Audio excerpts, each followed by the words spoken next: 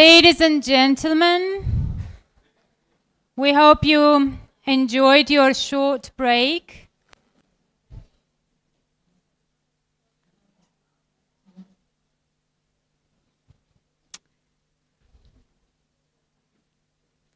And are ready for the next.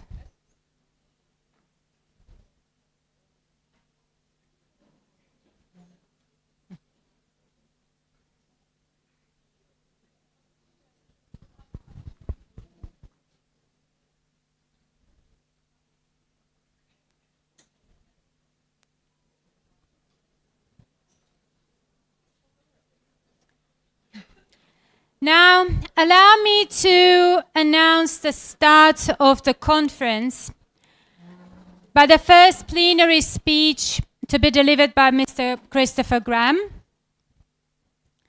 Christopher Graham is a freelance ELT consultant and author based in the UK. He has worked in the field since 1981 in over 30 countries for the British Council, Ministries of Education and international publishers. He works extensively on monitoring, evaluation and learning projects along with CPD design and delivery. He has a specific interest in teaching contexts in fragile and fractured societies, in the design and delivery of train-the-trainer courses, and in the role that ELT has in engaging with the climate crisis. He is Vice President and a trustee of the International Association of Teachers of English as a Foreign Language, IATEFL, and chairs the Publication Committee. He is a judge for the British Council's ELTons Awards. In his presentation today, Christopher will talk about the interface between ELT and sustainability, both in terms of the negative impact the ELT community makes on the environment and of the opportunities the community must integrate sustainability topics into its teaching. Christopher, the floor is yours. Hello, everybody. You're comfortable?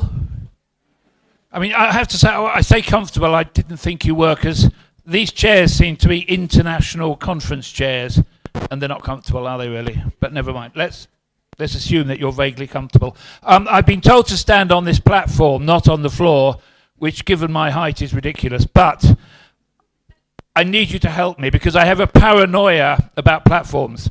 Because about 7, 8 years ago, I was doing a talk in Budapest on a platform quite a lot higher than this.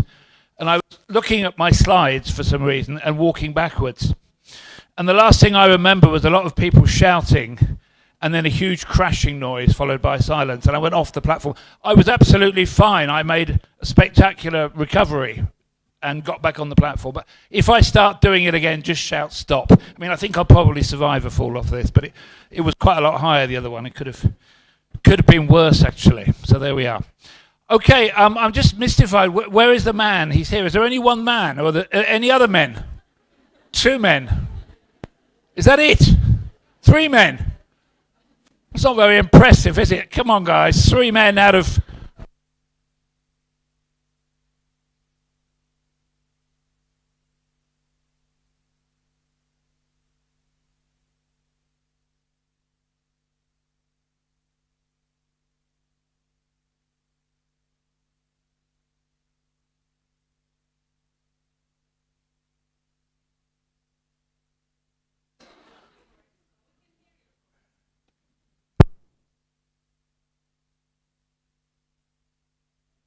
Hello? That's alive. Okay, that's probably better, but I'm not confident it's going to survive very long.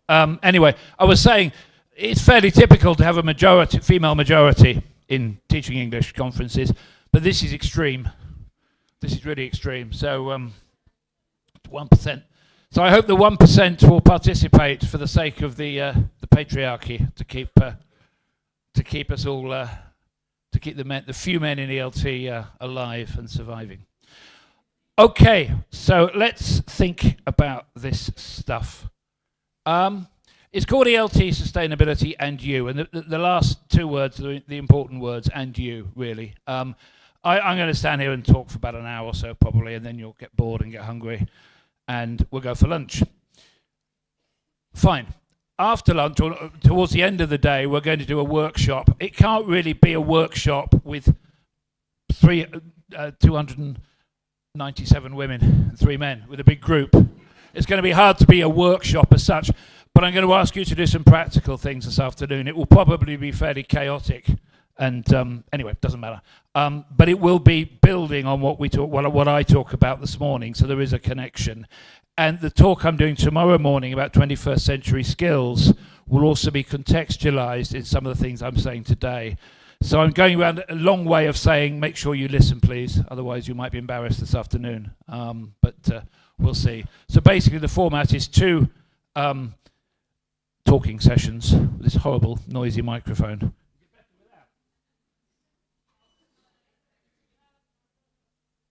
Depends where you're sitting. It was a stupid question, really, wasn't it? Anyway, I'll continue at the moment, and then we'll see what happens. So the format is two input sessions in the mornings, 1 today, 1 tomorrow, and 2 workshops, 1 today, 1 tomorrow. And there are interconnecting themes, basically, kind of. Okay. That's what you've just heard. Thank you for reminding me how old I am, actually. That's quite... It's my own fault for putting the date 1981. I was very, very young.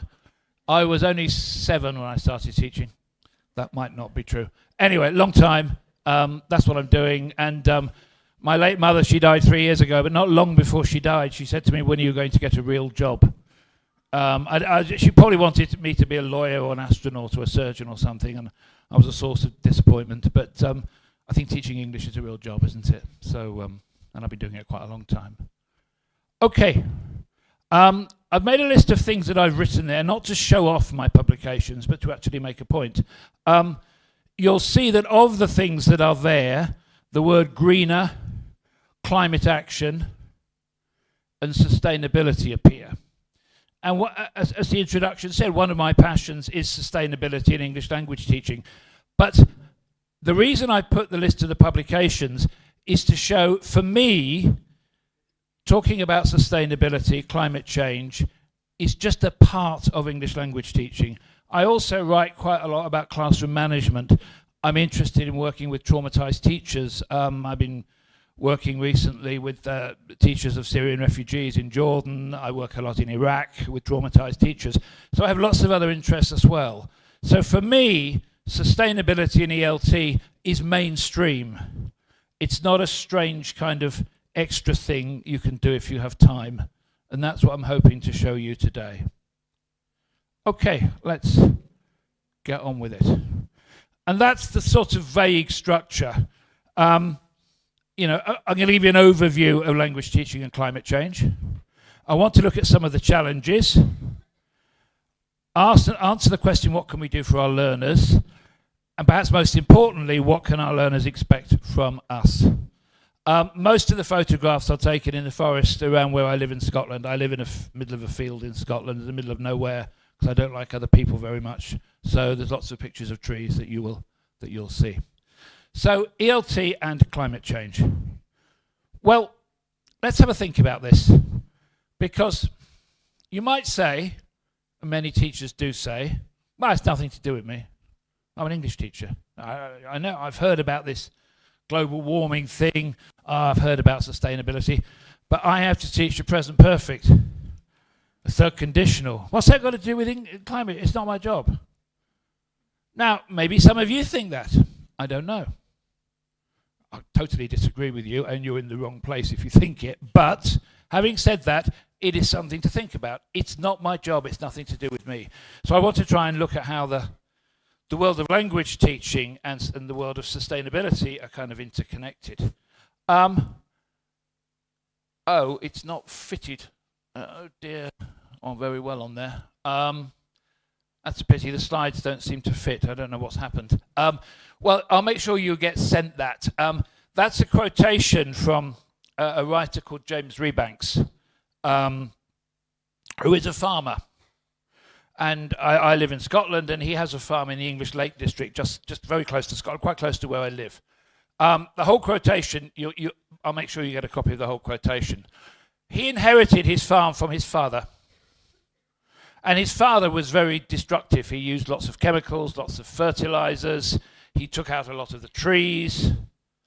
And James inherited the farm because he wasn't really an environmentalist, he was a farmer, because he wanted to do better. And I think that last quotation, the last sentence, is actually the most important. I'll read it to you. Will the future know us as the generation who pushed everything too far, on whose watch the world began to fall apart, who had so little courage and wisdom that we turned away from our responsibilities? That's quite a powerful sentence, responsibilities. And that us is all of us. You may not own a farm, but you have your own responsibilities according to your lifestyle, where you live, how you live, what you do every day. So I think that's one thing to think about. The second thing, ELT people, we are a unique community. Somebody called John Nagg, who used to work for the British Council, a friend of mine, he once calculated, I don't know how he calculated this, but he did, but there are, at any one time, 1.5 billion people learning English. Not million, billion. That sounds a lot, but you think about Chinese primary and secondary schools, think about Indian primary schools, think about Brazilian primary schools, you've got millions already. So that there's we as a global ELT community are part of this teaching 1.5 billion. I don't know how many people are learning English in Armenia. I should have asked the minister when she was here. She'd probably have a statistic for that.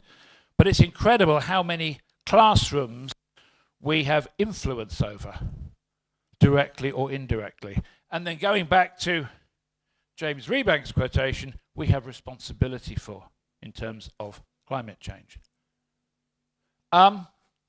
It seems to me that the kind of way to think about sustainability has 3 stages. The first step is awareness. Yeah, I know about that. I mean, most people, unless you've been living, in a cave or under the sea, know something about sustainability. Oh yeah, I've heard about this. It's getting warmer, it's getting colder. We shouldn't fly so much. Yeah, we need to use less energy. People have some understanding. Almost everybody does. I'm not saying they believe it, but they've heard of it. The second step is what I call hearts and minds. Hearts and minds is when people start to get angry about it and think, well, that's having an impact. And often hearts and minds are directly connected to an impact on me. Now, those of us living in the Northern Hemisphere, we haven't seen major climate impacts. Well, we're just beginning to now. Most of it has been in the global south, in sub-Saharan Africa, parts of Asia, but it's coming our way now. Floods, more and more floods, extreme weather, hot or cold, wet or dry, it's coming our way. So hearts and minds is when you begin to think, oh, yeah. I was speaking to some teenagers somewhere recently in Central Europe, and they were clearly, they didn't want to talk about it. They couldn't have been less interested. They want to talk about football or fashion or something. They weren't interested in sustainability. But I happened to know that there'd been a big flood quite recently, and I said, you had a lot of floods. Oh yeah, floods. Yeah, my grandmother's house was destroyed. Oh. What was the cause of the flood? Oh, I don't know. And then slowly you could see their minds, their brain. Oh, it's that climate change thing. Yeah, it destroyed your granny's house. Hearts and minds. I'm angry now. So I think it's making that connection between something that happens to you makes an impact. And action is when you do something about it, whatever that is. So I think those are the stages that our students go through, but equally we go through as well. I've just about got to the action stage, but there are phases that we go through, I think. Now, the title of that slide is Impact and Intersectionality. Do you know the term intersectionality? Anybody know what intersectionality is? Silence. Well, we'll address it later on, but keep it in your minds. Just read that quote. It's quite a bad quote.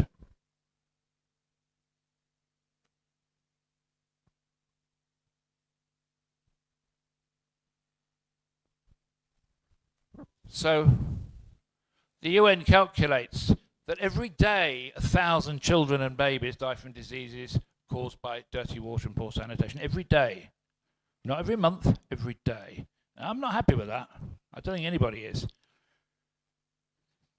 Most of this is aggravated by climate change, because the biggest impact of climate change generally revolves around water. Too much of it or not enough. And both of those impact on sanitation. Keeping clean, or floods, having not enough water to drink, having dirty water, all the complications around that. Intersectionality is the fact that where there is bad negative impact of climate change, the strongest impact is on poor people and on women, because it tends to be women who look after children, and therefore they have to deal with sanitation and all the issues around that, and cooking. That's a fact of life in much of the world. I'm not saying it should be, but it is a fact of life. It has a bigger impact on young people because they can't get to school, because of floods, because of other things. And it's also, water is a huge cause of war and conflicts. So intersectionality is, you live in an area where there's a big climate impact, and you're poor, and you're young, or you're old. The intersectionality is the impact. You have three impacts. So it's the way all these things fit together. And it's quite an interesting thing to engage with students about, to get some understanding of that. So keep that word in your minds. The way I kind of view, if you like, climate change and ELT is a kind of continuum. That's the road I live on in Scotland, the forest and middle of nowhere. A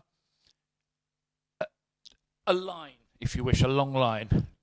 At one end is mitigation. Mitigation being what damage to the environment does English language teaching cause? You'll be quite surprised, we do quite a lot of damage. So what do we do wrong that we can change? And the other end is education. What can we do in our classes to inform our students and get our students to engage with the topic? That's the kind of straight line, if you like. Mitigation at one end and education at the other. But it's not straightforward. There are a lot of challenges. I don't know if any of you have heard of this woman, Grace Hopper. She was quite an astonishing woman. She was the first admiral in the US Navy, and she was also a revolutionary computer programmer. She was a remarkable woman. And this was one of her quotations. The most dangerous phrase in the English language is, we've always done it this way. You know, I've never taught this. Oh, well, I'm not going to do this. It's, for me as a teacher educator, I hear that very often. I always teach the third conditional like this. No, I've always done it like this. We get locked into this. I've always done it, therefore it's right. And there is absolutely no connection between those two things. So, let's think. We recycle. People say, yeah, I'm really green, I recycle. I put my plastic here or my glass here or whatever. I think that's Shania Twain, isn't it? Said that don't impress me much. I'm not sure if it's Shania Twain. It's not my kind of music, but I think it is. Somebody thinks it is as well. To be honest, recycling doesn't impress me very much. It just kind of makes very little impact. As it says there, don't recycle. Try to reuse things. Small thing that you can do. Recycling doesn't impress me very much. Some people say, oh, it's too late. Some of you may know Margaret Mead. If you haven't, she was an American anthropologist writing before and after the Second World War, early pioneering feminist. Unfortunately, it seems she invented some of her research, but we put that to one side and forget about that. But, great quote. The only thing that's ever changed anything is a small group of thoughtful, committed citizens. It's not too late, but it almost is. I don't know whether you've seen impacts within Armenia, whether your climate is changing or not, whether it's getting colder, whether it's getting hotter. As I say, I live in Scotland, and Scotland is famous for two things. Kilts is one thing, but the thing it's really famous for is rain. Except 2 years ago, it didn't rain much in the summer. That was particularly for me, who lives on a mountain with no water. My water comes from the river. We didn't have any water for 3 weeks. That's never happened before. It is beginning to change. We haven't run out of time, but we're getting there, I think. My job is to teach English. That's all. I sometimes say to audiences like this, "What's your job?" "I'm an English teacher." I'm an English teacher." No, you're not. You're a teacher. I think we've got a much, given the status of English as a way of opening doors, as a way of engaging with things, we've got a much bigger opportunity than just teaching the third conditional. I'm not saying we don't need to teach the third, third conditional is pointless anyway, but I'm not saying we shouldn't teach the third conditional, but I'm saying we need to go a lot beyond that, I think, anyway. It's political. Yep. So is teaching English. Teaching a language is political, however you look at it. One of the most, you know more better than I do, one of the most powerful political weapons in the world is language. And the English language, teaching English, is political. And to some extent, discussing sustainability is political, but that doesn't mean we shouldn't do it. Yes, I agree with it. It is political, and I have no problem with that. So those are some of the challenges, some of the things that I hear from teachers. But now we need to think about what can we do. Well, I did a survey for the British Council, a project just before COVID, so kind of 2018, 2019, something like that. And some of you may know the website Teach English Teens, which is designed for the kind of 11 to 17-year-old sector. And we did part of the survey we put on that website. Surveying teenagers in an online survey is a very stupid thing to do, actually, because they never complete it. Or if you leave open comments, they leave some comments that are, let's say, quite interesting, that you couldn't possibly print. And if they don't complete the survey, it destroys the statistics, which is why there's quite a small number. But we had one of our samples, 500 teenagers.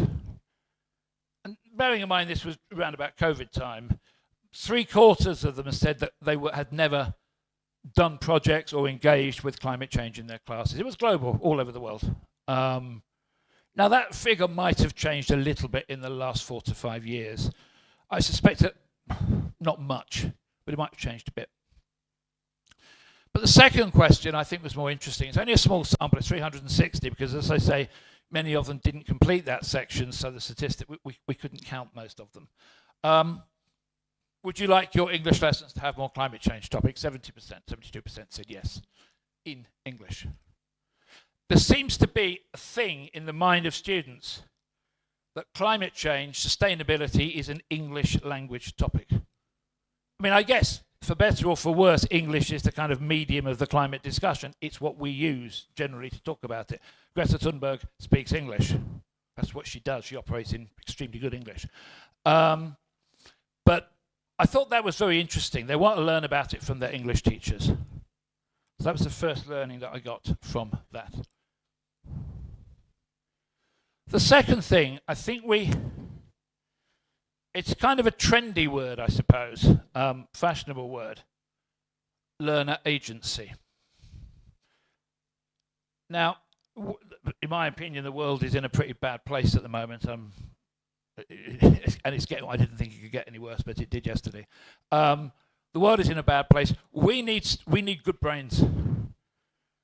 We need people who can get out there and solve problems, engage with problems. If not, I think we're going to be in even more trouble.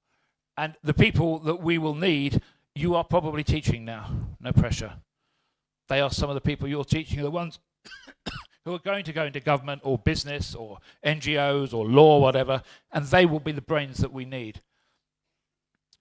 This upcoming generation are the people who have to solve the climate crisis.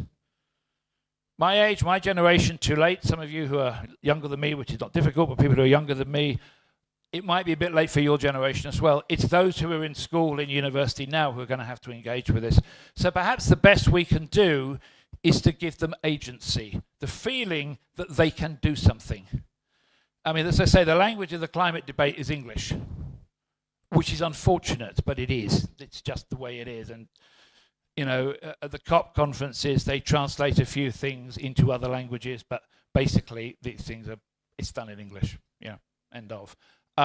They need language and skills to engage, not just around sustainability, but about the general global mess. I think we need people with agency, with language skills, and with the skills we're going to talk about tomorrow, the 21st century skills, so they can go out there and sort out the mess that their parents have caused. And that's basically how it appears at the moment. So we need to develop learner agency. Now, one way to do that, one of the things you're going to be doing this afternoon, is to look at our course books.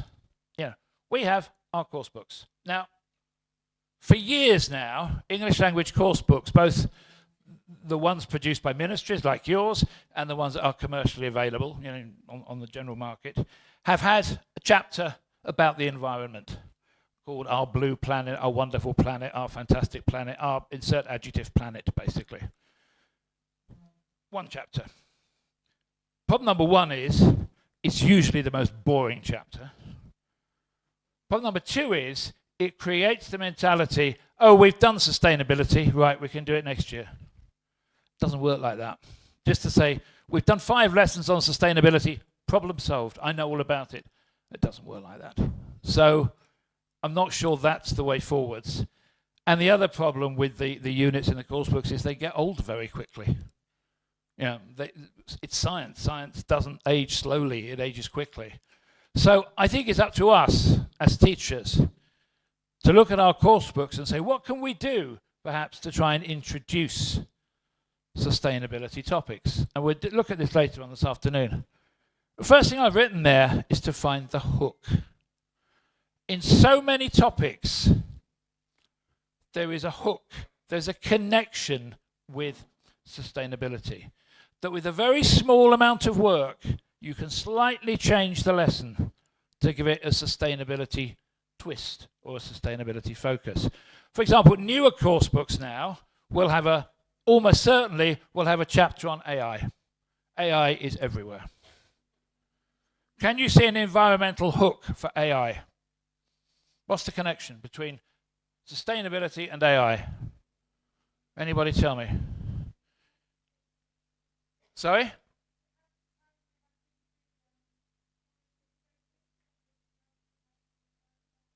The impact of artificial intelligence on the climate now is already worse than global aviation. It's worse than all the flights put together. Because as the lady there says, the servers that we use create masses of heat. And that has to be cooled. And that hot air is forced out into the atmosphere. The impact of artificial intelligence on the climate is pretty awful. It's really bad. So there's a hook. Not with primary students, obviously, but with secondary to say, okay, and one student might say, yeah, I've heard there's this thing about sustainability. Okay, let's think about that. The reason it's so bad is that people use ChatGPT or the others like a search engine. It's not a search engine. But they do multiple searches, 10, 20, 30, 40. That's where the impact is. If you use it once, it's fine. So it's about how we use it. But there's an example of a hook. There might be a chapter on fashion. In fact, there's always a chapter on fashion in course books somehow. It's not difficult to move that to fast fashion. The impact of fast fashion, very cheap clothes, on the environment and on wider sustainability is atrocious. And we're encouraged to buy clothes that in reality we probably don't need. But they're relatively cheap. So fast fashion, also the fact that many of the clothes are produced by people in very poor circumstances, very badly paid, not cared for properly. There's a whole intersectionality thing. So there's another example. These are what I mean by hooks. Or at another level, if you've got a primary class about shopping, mum and dad go to the market or the supermarket, just say to the kids, what does mum and dad put the food in when they come back? Plastic bags. Why don't they use cloth bags? I don't know. Why don't you talk to mum and dad? Very simple. There's a twist, and that's a simple thing to do. And if if mum and dad have the child come saying, come on, let's buy 2 cloth bags that we'll use as every time we go shopping. It's a small victory, a tiny victory to take plastic bags away. So it's these small changes, that's what we're going to try doing this afternoon, that can make a difference. And the other important thing is, I know what goes through teachers' minds when I say this, and that's time. I haven't got time. I've got a big teaching load, I've got a few private lessons, and I even have some family and friends to think about. Yeah, I haven't got time for this. One way to manage the time is within your school or your community or your institution to keep everything you make. So if you make a lesson about fast fashion, keep it and share it. So next year, it's ready, it's done. Don't just write it and use it and throw it away. Try to store everything and keep it together. So collate and share things. So that's small things. You can, of course, also write your own material. Teachers around the world are writing lessons around sustainability every day, all the time. Hundreds of teachers are doing it. I know because they send them to me. Think about relevance. Is it relevant to here? Is there something related to Armenia that you can discuss? Because that will focus people. Think about images. Images are perhaps the most powerful thing in sustainability. I saw an article, I think a couple of years ago in the Guardian newspaper in the UK that the headline was "No More Dead Polar Bears." Because the media tends to send us pictures of dead polar bears. Well, not just polar bears, but yeah, dead animals because of climate change. And I think that makes a lot of people feel completely hopeless or completely anxious. Or, I can't do this. And that's not a positive thing. We want students to act, not say, it's too late. All the polar bears are dead, it's finished. Remember, apparently, the climate crisis is quite complicated to understand. So any text you use, you've got to be careful about the complexity of the texts. And the complexity of the content, do they know it in their first, do they know about it in Armenian? Is it taught in schools here? Do they already know about it? That's another thing to think about. So we'll be playing with these things this afternoon a little bit and seeing what we can create. Some of you probably know about the UN's sustainability goals. I'll show you the website later on. These Sustainable Development Goals, all 17 of them, are a wonderful device for teaching because the website is full worksheets, videos, materials you can download and use for all different ages from primary up to university level, basically. You'll see the link later on, and you can look at them in more detail. But that's intersectionality in action because it connects these different concerns about poverty, about climate, about equality. It's all there, but you can look at that later on, in fact, this afternoon. So there's intersectionality. There's the thing. It's the connection between, I say, if you're female, looking after a family in a poor part of the world with climate change, you have a lot to deal with. And your country can't deal with it. The impact of climate change in Germany is less because, frankly, they've got the money to fix it. They can build flood defences. In the UK, they spend a lot of money on flood defences because we've got the money. Other countries haven't. So that's intersectionality for you. And I saw that woman in an art gallery in London the other day who made her feelings very clear about modern art, I think. But there we are. Out of school projects. I should tell me that the larger dog bit me. I was in France and it was in a cafe, and just after I took that photograph, it bit me, which I thought was a little bit unfair, but there we are. Out of school projects such as How Green Is My Home, which is about how do we always switch the lights off? Do we leave the television on with that little red light on it all night? Do I leave my computer on all night? A lot of people do, you know, when you can just see the little green light blinking, these kinds of things. So those sorts of projects. Going out, cleaning beaches. I know you don't have any sea here, but you've got lakes. Cleaning parks. Physically collecting things. And recording our diets and well-being. There's a big connection between sustainability and what we eat. And our physical and mental well-being as well. So out-of-school projects are another thing that we can do. What can we do for our learners still? using these 21st century skills. We're going to talk about 21st century skills tomorrow, but as I said, we need to produce a generation of students who can communicate, argue, persist, explain, and so on, and become skeptical. What is greenwashing? Does anybody know what greenwashing is?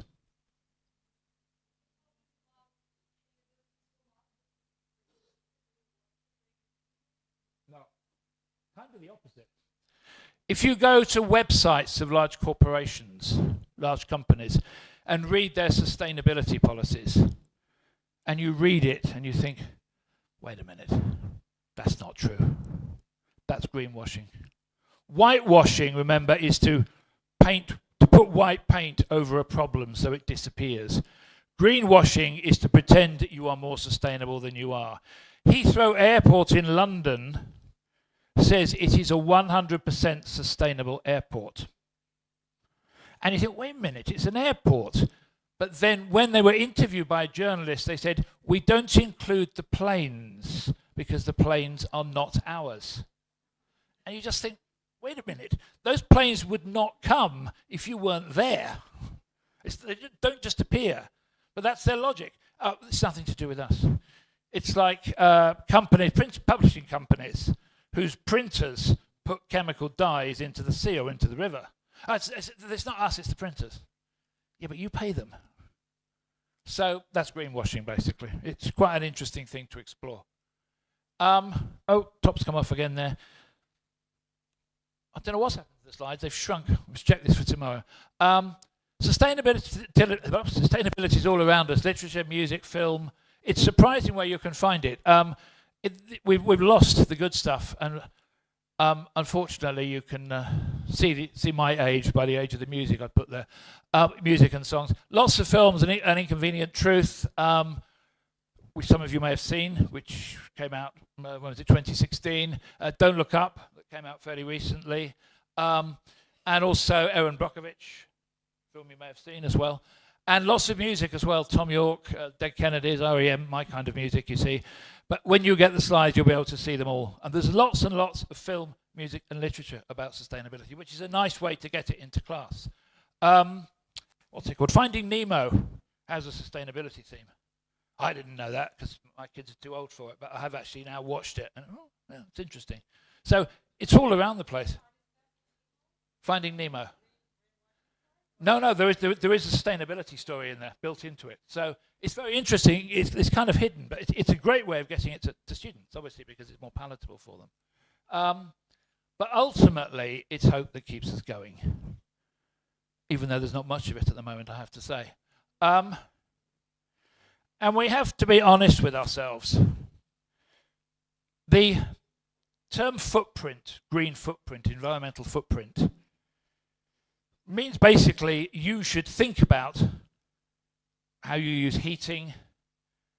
Do you leave your car engine running when you're sort of in a traffic jam, or all this stuff about your personal footprint? It's a wonderful idea, footprint. But do you know where the name environmental footprint came from?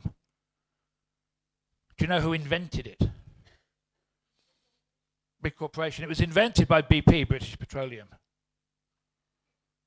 Very cleverly, because it's a way of moving the blame. It's not your fault. It's not my fault. We can make small changes. We can make sure our lights go off at night. We can, switch the TV off. We can recycle our bottles. The reality is we can't make much of a difference. Ultimately, it's the large fossil fuel companies that are doing the damage, particularly by not giving us choices. Now, a country like Armenia, you've got mountains, haven't you? And you've got rivers, like Scotland where I live. It's amazing how much electricity you can generate from mountains and rivers, which has zero impact on the environment. But it's not in the interests of the large corporations to do that, not in the financial interests. And that's the sad reality that we're dealing with. So we have to be honest about that. So should we be encouraging our students to be activists? I don't know whether we should or not. It's a genuine question. Should we be encouraging this? I took that photograph in Trafalgar Square a few years ago of a climate march. I don't know the answer. The answer is probably it depends. But there are teachers who do make their students into climate activists. They encourage them to get involved in it. Others say we shouldn't. Depends on the context, depends on something you have to think about yourself. But it is something to think about. There is quite a lot of English medium, English language content available around Armenia. I found this report, which you'll have the link to, which is a really, really interesting country brief on, as it says, greening Armenia. And I do recommend you have a look at it. There's a lot of English language resources out there, which I was surprised about. Not necessarily for your classes, but for background for you. Another one I found there. The Great Global Cleanup in Armenia. So there's lots and lots of stuff out there that you can find, lots and lots of sources in English that you can use as sources for lessons. So, things we need to think about, I think, the concerns about class. One is eco-anxiety. Incredibly, children and teenagers get very, very upset about anything, particularly that involves animals. I mean, they get really upset about it. There's lots of research about eco-anxiety, and they don't sleep, they can't concentrate, they cry. So we have to be very careful how we manage this. I mean, there are some teachers and some educators that if we really upset people, if they get really upset, they'll probably do something about it. I'm not convinced about that. I think we need to show people there is hope if we do something, not just completely destructive. I don't know, but eco-anxiety. Eco-fatigue, I think, which is what the lady mentioned here. Eco-fatigue is, oh, I've had enough of this. It's too much. And you just shut down. Eyes closed, ears closed, everything. I've had enough of this. That's fine. It's up to you. But if you've got children or grandchildren, maybe that's not a great position to take. I mean, the climate crisis is unlikely to kill any of us. It's probably unlikely to kill any of our children. Grandchildren, not so sure about. So we've got to think a little bit ahead. Relevance, you know, what's this got to do with me? And you've got to have examples where things close to home or relatively close to home have an impact. Complexity of concepts. A lot of teachers say, I can't teach this because I'm not a scientist, I'm not a geographer, I'm not a physicist. We are not asking you to teach climate change. We're asking you to open the door to the topic and to use the topic to teach English. You don't need to know anything about it. I mean, you may be interested, which is why I've given you those connections. However, if you're in a high school, you might want to speak to the geography teacher. And I've seen some great collaborations between geography teachers and English teachers where the geography teacher does teach the science, probably in their own language, in Armenian, and the English teacher uses it for discussion. So you can do that kind of cross-curricular stuff to deal with that. But you don't need to know anything about it. I'm not a climate scientist at all. I know people that are. But you don't need to understand that. How far can we go politically and culturally? That's your call, your decision, what you want to do. Not all activism is good, and not all activism is bad. We have a lot of activists in the UK. Some of them do some really good things. Some of them do some things that are so ridiculous they actually make things worse. Remember we talked about hearts and minds. We're in a position in the UK now where climate activism is seen as a middle-class hobby. It's a very common thing. People with less money say, I can't afford to do any of that. I can't afford to buy organic food. I can't afford to use the train. I have to take my car, blah, blah, blah, blah, blah, blah. So it's seen as a kind of middle-class affectation, a middle-class hobby. And that's a very serious problem that we're in. So we have to get that balance right. Hearts and minds is really important, I think. So what can learners expect from us? Scottish River for you there. Well, here's an interesting thing. I think learners, particularly secondary learners, are interested in what what causes this? Not enough just to say the world's getting warmer, we've got to do something. But engaged teenagers will say, why? Why is this happening? What exactly is going on? It's interesting that there's some research done, 10, 12 years ago now, said that ELT course books have the biggest readership of any academic publications. I mean, the big commercially produced course books from the commercial publishers, I mean, they sell millions of copies. So they are very, very widely read. So they're very well suited to focusing on the environment, to hitting a lot of students. But they can be a Trojan horse. You all know the expression Trojan horse, yeah? I guess it's the same in Armenian, yeah? If you look at course books, a lot of course books, the measure of success is happy, smiling mum and dad and 2 children flying off on holiday, nice house. It's consumerism. So they're actually reinforcing it. They're actually making people think, to be successful, I have to consume, which is one of the biggest problems. So they lead to a shallow environmental view rather than actually understanding why. What can teachers and learners expect from us? That we know what we're doing. I've had a lot of teachers speak to me and say, I'd love to do this, but I don't know what to do. I don't know how to do it.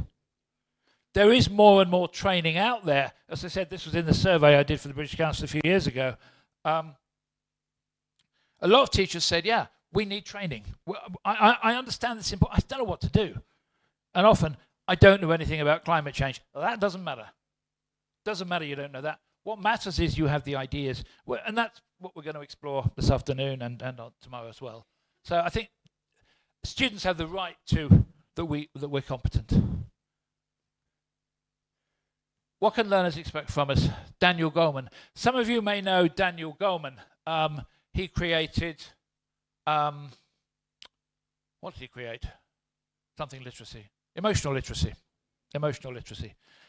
He's not actually an academic, he's a journalist, but he works, I think it's UCLA in California, one of the American universities. But he's also got involved in eco-literacy, and I like what he teaches. The idea that we should teach students, and this goes down to primary for me, building empathy for all forms of life. In some ways, that's what primary teachers have been doing for years, the importance of caring for animals, for example. But maybe we need to push that a bit harder, building empathy for all forms of life. Embrace sustainability as a community practice, that your school is also sustainable, that sustainable practices are everywhere. We'll explore that a little bit later as well. And teaching students to anticipate consequences. That's a really useful skill, I think, anticipating consequences. If this happens, what will happen? It's good for conditionals as well. If we keep doing this, what will happen next? If we keep doing this, what will happen next? But most importantly about Daniel Goleman's work is teaching students to see what they can't see. If you're in Armenia, you might say, climate change, I don't know much about that. I've heard of it, I don't know. And you say, since the weekend, 2,000 babies have died because of it. Not in Armenia, but around the world. And the students think, how many? And they begin to actually see what they can't see. They can't see it in the streets of Yerevan, but out there in the big world, it's happening. So I think that's a really important learning.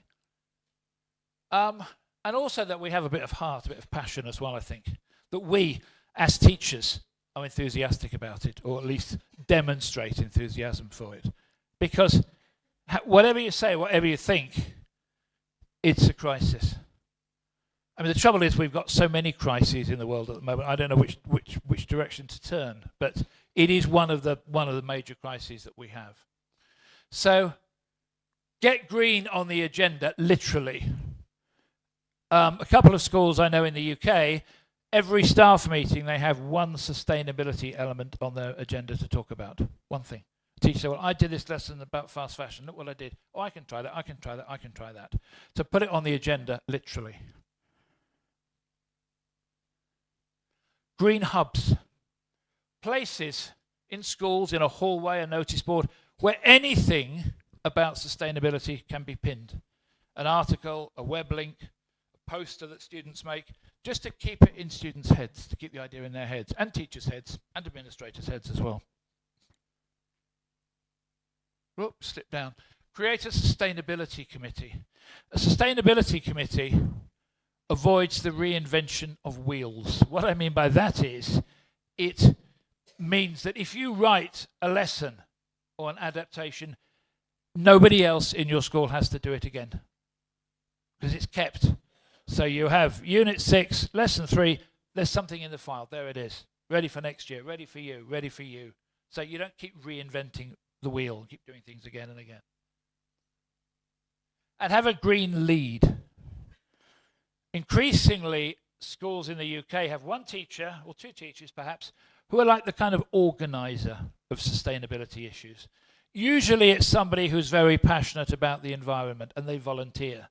That might be you. And sometimes the green lead has to announce themselves, say, okay, I'm going to do this. And other teachers say, okay, I'll help you, or I've got this for you, or can I tell you about this? Sometimes it's kind of organic. So it might be you. I don't know. If you think it's you, present yourself to your school, to your colleagues. And that's what you've got to do. It's entirely up to you. Now, I can't make you do any of this. But, you know, as I said, it's probably not going to have a massive impact on us living in the Northern Hemisphere in, you know, relatively stable climates. It's not going to have much impact on us or on our children. But thinking a bit further ahead, it could be pretty bad. So those are the references. I'll make sure that you get sent the slides, the full sets of slides. And that's it. Thank you.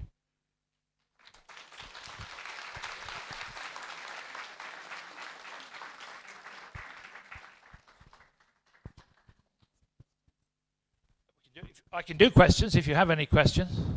I probably won't have any answers. If you got any questions, do you want to use that for questions? Sorry, she was just about to have a cup of coffee. So any questions, you can put your hand up and my charming assistant will come running with her microphone. Oh, she's going out. Give me a chance.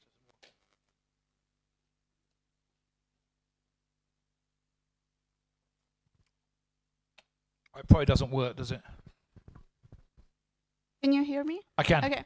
Thank you very much for your interesting presentation, and I'm so grateful to you for bringing this up, because most trainers who come to English language conferences, they speak about training, like methods, how to teach this or that, but you spoke about the problem that is so relevant for our country, its environment, and I want to share a story. A very sad story, a very sad story. Sad story coming, warning. So as you said, for many teachers, environment is just a topic in an English textbook, and so was it for me. A couple of weeks ago, I had a unit in my textbook on environment, and there was a test on eco-guilty, like how eco-guilty you are. I gave this test to my students, and it showed that they all were eco-guilty. Yeah. And I said, guys, like, what do you try to do to change something? Like, do you turn off the lights, do this or that? And they said, no, we don't do anything, and we don't care. Like, we don't care.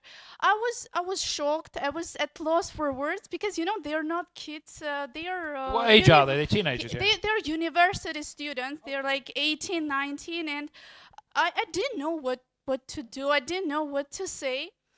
And now, after listening to your presentation, I think that, yeah, we need to do something.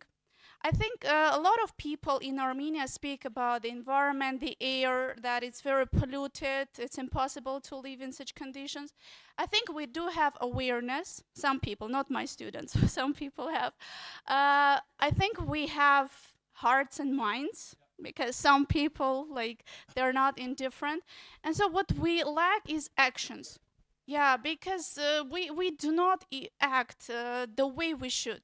Because if it continues this way, I don't know if you have noticed or not, but air in Yerevan is just terrible. It's impossible to breathe. Yeah, and I think, yeah, we need to do something. And we are the teachers. We are those who shape future generation. Thank you very much for bringing this up, and I think that it will give us some food for thought, so we will start thinking about it and doing something. And I belong to the category of those teachers who said that they need some training. Yes, I personally admit that I need some training on how to do that, how to change my students, their perceptions, and towards the environment. Thank you very much. Thank you. Thank It you, was yeah. very motivational. Thank you. I mean, I think what she says is true. A lot of students just say, "Oh, I don't really care." I mean, they might say initially, "Yes, I'm worried about this," but what have you done to mitigate it? What have you done to reduce your impact? Nothing. I don't know the answer.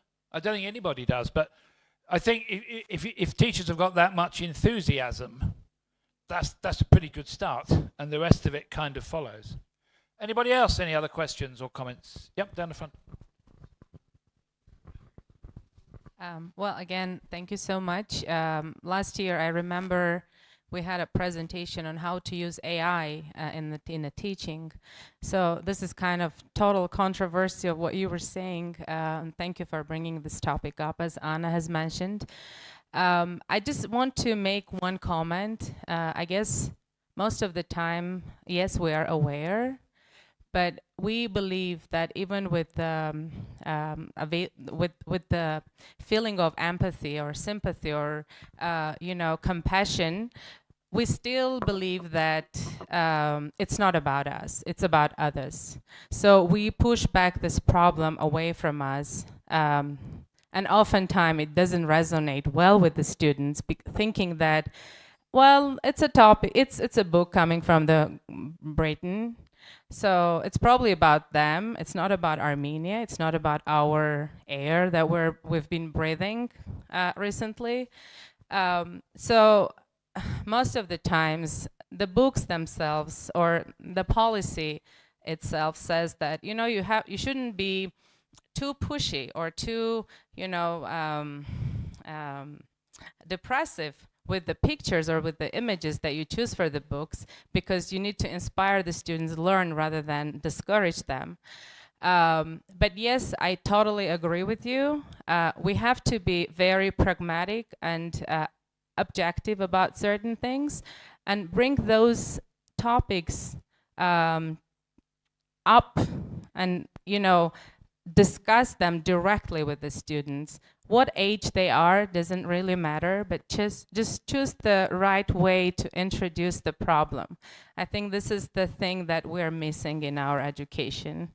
So yes, thank you again for your presentation, lovely one. Thank you. You're welcome. I mean, it's very much part of the context. I mean, I don't know very much about Armenian government policies on environment. I mean, every country has them. There's a big difference between government policy and reality in every country in the world. But I think the more that you can relate it to incidents and events here, like air quality is an easy one because you can get measurements of that.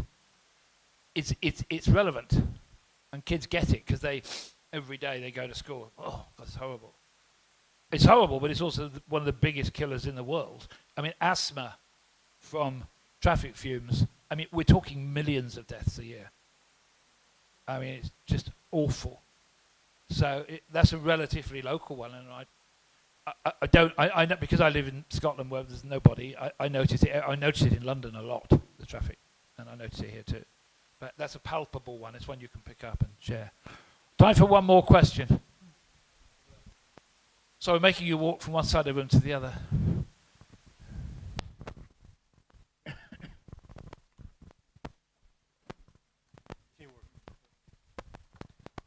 Thank you for your presentation again. I'm a student, I'm not a teacher, and I've seen the problem about sustainability in Armenia, and one of the biggest problems we have in Armenia is with the mindset, because I remember a couple of years ago we had immigrants who formed groups to clean up the streets, and some people were complaining about others caring for our country, because like thought it's our job to do so. Why are they intervening our country? Why are they intervening with our culture? And I think for teachers, opening the topic is not enough, because I've started caring about sustainability in high school when I noticed that my teacher, history teacher, used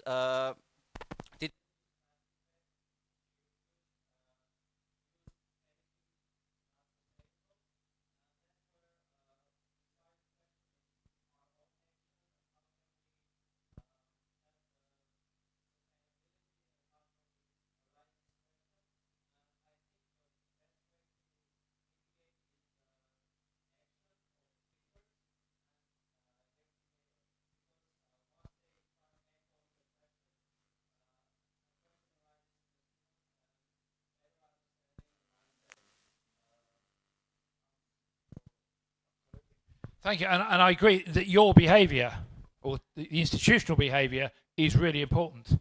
I mean, people. I mean, when I do workshops, including this afternoon, people say, "Where's the handouts?" I say, "There aren't any. I don't use handouts." You don't need handouts. For years I've used handouts and worksheets. At the end of the class, how many of them are still left on the table? It's just, it's like paper course books. I would love course books to be digital. People say, "Oh no," but the average life, I think, of a commercial course book that is only used by one student, not government schools, the average life life usage of a page in a course book, this is a made-up statistic, but I'm probably right, is about 3 or 4 minutes. Then they turn over and they never go back to that page, apart maybe for revision. That's ridiculous. Now, if the book's used by 5 or 6 generations, or not generations, years, that's a bit better. So I think a lot of it starts at home, and I think the teacher's example, a nice example, the teacher say, look, cloth bag, or reusable water cup, all that stuff. They're only small things, but they multiply, don't they? Okay. I've been told never to get between an Armenian and their lunch, so I'm not going to do that.